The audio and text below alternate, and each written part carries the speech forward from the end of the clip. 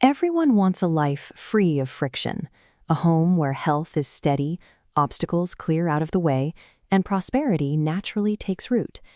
Each family follows a highly specific conditional ritual designed to physically invite Goddess Mahalakshmi indoors during the month of Shravana. This modern, meticulous practice traces back to a single extraordinary event that took place in an ancient kingdom. To understand the mechanics of this ritual today, we have to look at the exact instructions handed down to its very first devotee. This stone architecture belongs to the ancient kingdom of Magadha, specifically the humble town of Kuchelapuram. Here lived a woman named Charumathi. She led a quiet life, defined by her profound dedication to her family and a deep daily devotion to the goddess. One night, her routine was interrupted by a vision. The goddess Mahalakshmi appeared directly to Charumathi in a dream, illuminating her dark room. The goddess gave her a precise set of instructions. She was to worship her in the specific form of Varamahalakshmi, and she had to do it on a designated Friday during the month of Shravana. When Charumathi woke up, she faced a massive leap of faith. She had to gather her family and turn a midnight vision into a physical reality. Look at these vibrant piles of fresh marigolds and roses. The earthly materials you see in busy markets today are the exact same items Charumathi sourced that very first morning to build her bridge to the divine. The foundational step of the ritual, known as the Vidhana, starts by establishing Lord Ganapati. This clears away spiritual and physical obstacles before the goddess arrives. Next comes the architecture of the Kalasha. As this exploded view schematic shows, the setup is a strict blueprint: a base of rice, a water-filled pot, and freshly cut mango leaves precisely placed around the rim. We complete the structure by draping a brand new sari around it and adorning the top with a silver or gold mukha, the physical face of the goddess. This arrangement acts as a direct physical conduit, built layer by layer to house the divine presence. Once the goddess is present, devotees begin the Shodashopachara.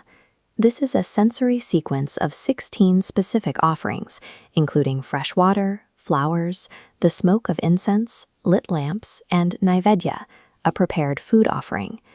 Chanting the Kalasha mantra and the Shri Suktam, ancient verses dedicated to prosperity, serves to focus the environment on a single purpose, reinforcing the physical offerings with spoken word.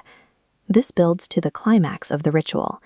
The elder of the house takes a sacred knotted yellow thread, the Dora, and ties it securely to the devotee's right wrist. According to the legend, the moment Charumathi tied this thread, golden bangles materialized on her arms, and her home was flooded with immense wealth. By executing these exact mechanics today, modern families seek to trigger the same shift in fortune described in the original miracle. Charumathi's visible transformation didn't stay a secret. It inspired the entire town of Kuchelapuram to adopt the practice, cementing a legacy that spread across the continent. This animated diagram illustrates the Phala Shruti, or the promised benefits of the ritual. As the nodes illuminate, we see that true prosperity extends into long life, strong health, the removal of daily obstacles, and lasting marital harmony. The ritual concludes by reinforcing the community. Families sit together to read the Katha, or the story of Charumathi, perform a final arti with lit camphor, and exchange bhagina, gifts of rice, coconut, and fruits, with other women. The ultimate blessing of the Vratha is the creation of an unbreakable network of shared unity and support among neighbors. Long after the flowers fade and the offerings are consumed, one physical anchor remains on the devotee's wrist, the yellow thread, tied with a precise number of knots. This graphic shows the hidden symbolism behind that thread. Those 9 distinct knots correspond directly to the 9 grahas, or planets, binding universal cosmic protection directly to the individual. By tying this sacred knot today, modern devotees step directly into Charumathi's ancient shoes, proving that continuous devotion remains the core requirement for a prosperous home.